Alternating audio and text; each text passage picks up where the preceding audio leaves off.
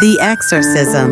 रात बुहात अंधेरी ही चांद बादलों से ढका हुआ है। जानवर भी बेचैन हैं, जैसे कोई बुरी आफत आसमान से उतरी हो। खून में लिपटी एक चादर रोड के किनारे पड़ी है। एक कार है जो दरख्त से टकरा चुकी है, लेकिन इसका मालिक गायब है।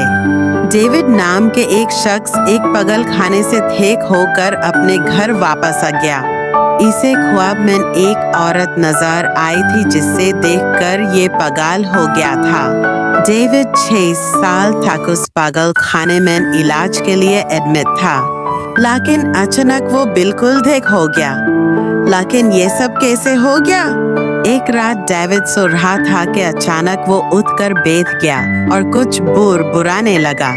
देखते ही देखते उस कमरे के सारे मरीज भी वैसे ही कुछ मंत्र पढ़ने लगे और इनकी आवाजें पूरे मेंटल हॉस्पिटल में गूंजने लगी। पागल खाने का सारा स्टाफ वहां जमा हो गया और सबकी एक ही कोशिश थी कि डेविड को किसी तरह काबू कर लें।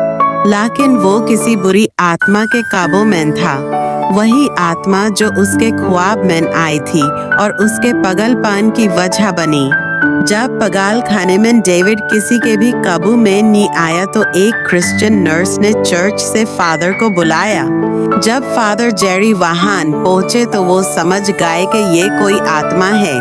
और फिर एक लम्हा ऐसा आया कि फादर जेरी ने डेविड की आंखों में देखा और वो खूब से कपने लगे। खैर किसी तरह फादर जेरी ने होली वर्सेस पार कर डेविड को काबू कर लिया। अगले दिन डेविड के सब टेस्ट क्लियर आए जैसे वो कभी बीमार ही ना हुआ हो। फादर जेरी को जब ये पता लगा तो वो बहुत परेशान हो गया क्योंकि सिर्फ वही जानते थे कि ये सिर्फ उस बुरी आत्मा की एक चाल है। डेविड की जान खतरे में थी। फादर अपनी कार पे बैठकर फौरन डेविड के घर जाने के लिए निकल पड़े। उसका घर काफी दूर था। फादर को वहां पहुंचते पहुंचते रात हो चुकी थी। जैसे ही वो घर पहुंचे और अंदर दाखिल हुए, दीवार पर खून के निशान थे और घर का सारा सामान बिखरा हुआ था। शीशे तोड़ते हुए, पर्दे फटे हुए थे। ऐसा महसूस हो रहा था जैसे घर में कोई जंगली जानवर घुस गया हो। फादर को डेविड के एक पड़ोसी जैक ने बताया कि वो अपनी बाइक को कार में जंगल की तरफ लेकर गया है। फादर ने जैक को उस बुरी आत्मा के बारे में बताया और कहा कि डेविड और उसकी बाइक की जान खतरे में है और हमें इन्हें बचाना होगा। अब जेरी और जैक दोनों जंगल में डेविड के पीछे निकला। थोड़ी ही दूर पहुंचे कि उन्हें एक कार नजर आई जो दरख्त से टकरा गई थी। उस गाड़ी में कोई मौजूद नहीं था। फादर को एक खून में लिपटी हुई चादर मिली। जैक ने देखा डेविड अपनी बीवी को बालों से घसीटा हुआ खाक दरख्त की तरफ ले जा रहा है। जैक ने फादर जेरी को फौरन बुलाया और वो उसे बचाने के लिए उसके पीछे भागे। वो आत्मा जो डेविड में थी अब वो पूरी तरह उस पर हावी हो चुकी थी और फादर और जैक को वहां देखकर तैश में आगे उसने अपनी काली शक्तियों से उन पर चिमगादारों से हमला कर दिया।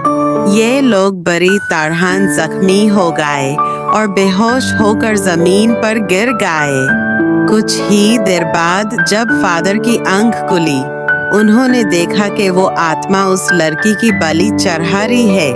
फादर को अब पूरी बात समझ आ गई थी कि ये बुरी आत्मा इस दुनिया में आने के लिए शैतान को इंसानी रूह देना चाहती है।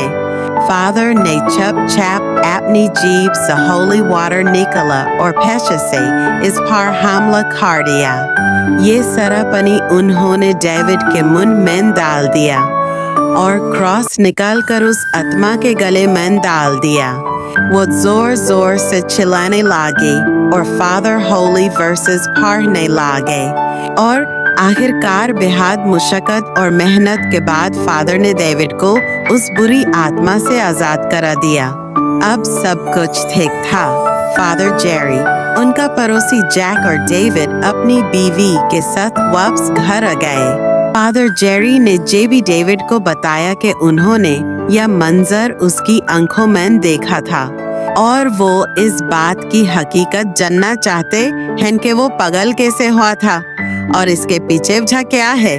तब डेविड ने उन्हें सच्चाई बताई कि आज से 6 साल पहले वो उसी सड़क से गुजर रहा था और उसकी गाड़ी से एक औरत की मौत हो गई थी, जिसकी लाश को उसने वही उस जंगल में दफना दी थी और ये आत्मा अपनी मौत का बदला लेने आई थी।